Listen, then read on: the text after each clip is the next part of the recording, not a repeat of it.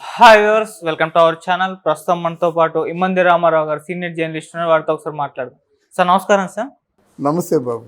Sir, Chandrababu Naidu గారి ప్రమాణ స్వీకారానికి ఎంతో మంది గెస్టులు రావడం మనం చూసాము. అయితే ఈ ఈవెంట్కి జూనియర్ ఎన్టీఆర్ గారికి కూడా ఇన్విటేషన్ అందింది, ఆయన్ని కూడా పిలిచారు అని చెప్పేసి వార్తలు మనం రావడం విన్నాం మనం. అయితే కానీ జూనియర్ ఎన్టీఆర్ గారు అయితే అటెండ్ అవ్వలేదు. మరి అటెండ్ కాకపోవడానికి గల రీజన్ ఏమై ఉంటుంది సార్? ఇక్కడ జూనియర్ ఎన్టీఆర్ ఏదో ఇన్ఫీరియారిటీ కాంప్లెక్స్ ఫీల్ అవుతున్నారు, లేదా ఆ కుటుంబంలో జరిగిన అవమానానికి మళ్ళీ ఆ కుటుంబంలో కలవడం ఎందుకు, ఈరోజు సూపర్ స్టార్గా ఉన్నాను కదా, నన్నేమో తక్కువ చూస్తున్నారేమో అనేటువంటి ఫీలింగ్ ఆయనకు ఉందనుకుంటున్నాను నేను. లేకపోతే ఇక్కడ వీళ్ళెవరండి, అక్కడ ఉన్న మహావృక్షం ఉంది, నందమూరి తారక రామారావు అనేటువంటి మహావృక్షం కింద ఆ నీడలో బ్రతుకుతున్న వాళ్ళు మీరంతా. మీరు ఎవరు ఏ పని చేసినప్పటికి కూడా ఆయన ప్రతిష్టకు భంగం కలగకుండా చేయవలసిన బాధ్యత మీది. మీరు ఏమంత సాధించారు కనుక, మీరు ఈ దేశంలో ఈ ప్రపంచంలో ఎవరికి తెలుసు కనుక, నటుడుగా ఎన్టీ రామారావు గారి ముందు మీరెంత ఆలోచించుకోవాలి కదా. ఆయన ప్రతిష్టకు భంగంగా కాకుండా, ఆయన స్థాపించిన పార్టీ చచ్చిపోకుండా కాపాడుకోవాల్సిన గురుతరమైన బాధ్యత మీది. ఇప్పుడు అభిప్రాయ భేదాలు వేరు, బాధ్యత వేరు.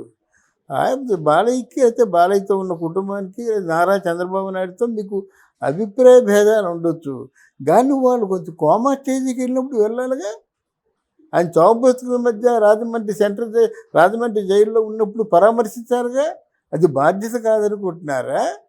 నందమూరి తారక రామారావు పేరు కింద మీ పేరు లేదనుకుంటున్నారా? తప్పు కదా, చెప్పేవాడు ఎవరు లేడా? అంటే కళ్యాణ్ రాము మీరు ఇద్దరు ఉంటే చాలనుకుంటున్నారా? కళ్యాణ్ రామ్ ఎవడు కొడుకు, అదే మీ నాన్నగారు ఉంటే సహిస్తారా?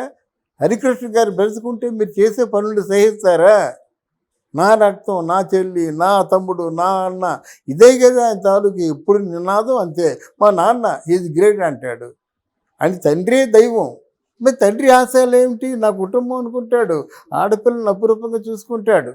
పురంధరేశ్వరుని కానీ, భువనేశ్వరుని కానీ, ఉమామహేశ్వరుని కానీ చాలా బాగా చూసుకుంటాడు. మరి అలా బాగా చూసుకున్నప్పుడు ఇదేంటిది? అందరూ వచ్చారు, లోకం వచ్చింది. లోకం అంటే ఎన్టీ రామారావు పెద్ద కూతురు వచ్చి లోకం వచ్చింది.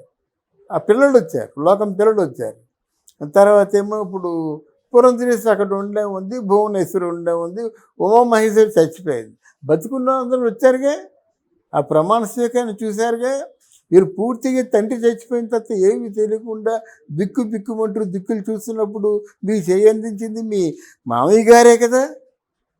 మరి ఎందుకు మీ బాలకృష్ణ కానీ, రామకృష్ణ కానీ, ఈరోజు రామకృష్ణ కానీ చూశాను, ఈ నారా చంద్రబాబు నాయుడు ప్రమాణ స్వీకారం చేస్తుండగా ఇలా బిక్కిరైపోయి ఏడ్చాడు. అంటే అది అనుబంధం ఏంటిది? మీరు కేవలం మీరు ఆర్టిస్ట్ అని, స్టార్ అని, ఇంకేదో ఉందని మీరు ఇలాగా ఎలాగున్నారో, ఎంత విశ్వాసం ఉందో, ఎంత కృతజ్ఞత ఉందో తెలియదు, కానీ ప్రజల దృష్టిలో అది మీ గర్వమే అవుతుంది. మీరు ఏమనుకున్నా పర్లేదు. అంటే సార్, సినిమా షూటింగ్ లో ఉన్నారని కూడా వార్తలు వచ్చింది. ఎవరు చెప్పారండి సినిమా లో ఉన్నారు అని? ఏమండి, ఈరోజు ఎవరికి వాళ్ళకే ఫ్లైట్లు ఉన్నాయండి. ఒక అరగంట చూసి వెళ్ళిపోవచ్చు కదా, ఫంక్షన్కి వచ్చి వెళ్ళిపోవచ్చు కదా. ఎంతకంటే ఒక అమూల్యమైనటువంటి సంఘటన మీ నారావారి కుటుంబానికి కానీ, నందమూరి కుటుంబానికి కానీ జరగదు కదా. ఇప్పుడు 5 సంవత్సరాలు కోమా స్టేజ్లో ఉన్నారు, తెలుగుదేశం పార్టీ చచ్చిపోయింది అనుకున్నారు. ఆ పవన్ కళ్యాణ్ వచ్చిన తర్వాత కదా మళ్ళీ శిరాన్ని ఎక్కించినట్టు జవసత్వాలు పూరుకొని మళ్ళీ గట్టిగా మాట్లాడాడు.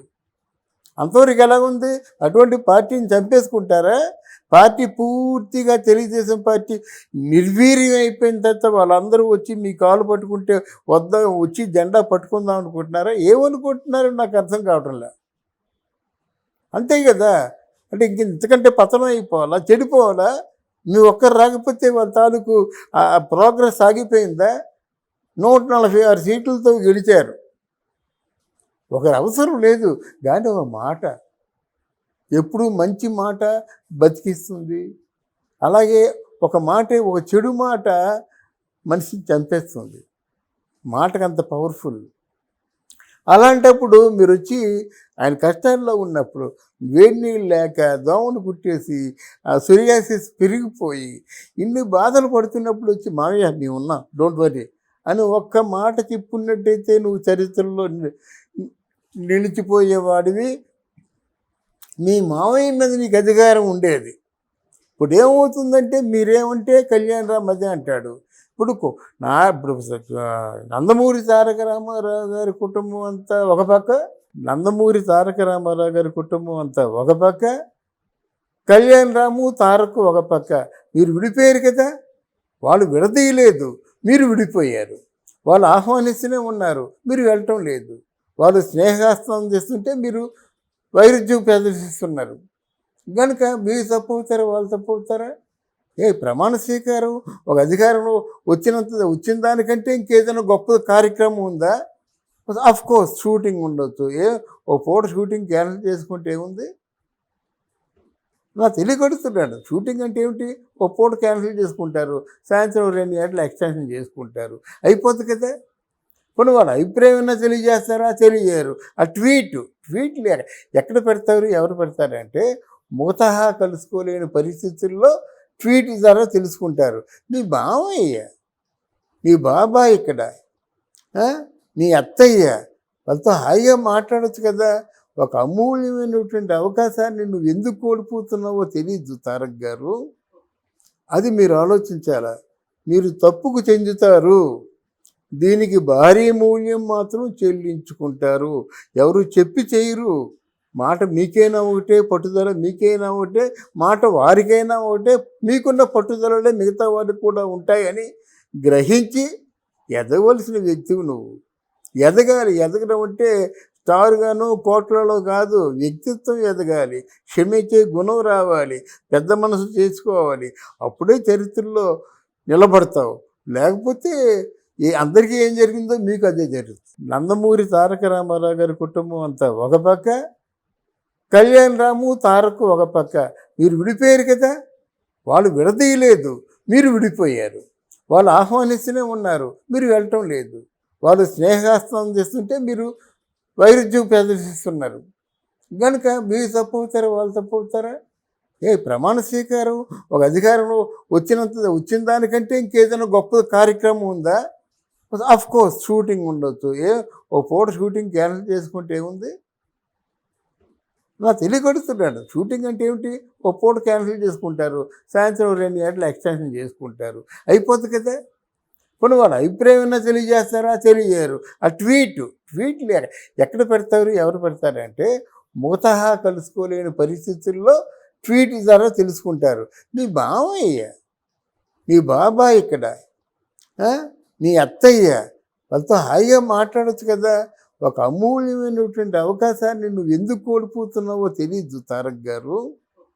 అది మీరు ఆలోచించాలా. మీరు తప్పుకు చెందుతారు, దీనికి భారీ మూల్యం మాత్రం చెల్లించుకుంటారు. ఎవరు చెప్పి చేయరు. మాట మీకైనా ఒకటే, పట్టుదల మీకైనా ఒకటే, మాట వారికైనా ఒకటే. మీకున్న పట్టుదలలే మిగతా వారికి కూడా ఉంటాయని గ్రహించి ఎదగవలసిన వ్యక్తివి నువ్వు. ఎదగాలి. ఎదగడం అంటే స్టార్గాను కోట్లలో కాదు, వ్యక్తిత్వం ఎదగాలి, క్షమించే గుణం రావాలి, పెద్ద మనసు చేసుకోవాలి. అప్పుడే చరిత్రలో నిలబడతావు. లేకపోతే అందరికీ ఏం జరిగిందో మీకు అదే జరుగుతుంది. Okay sir, thank you so much. Thank you.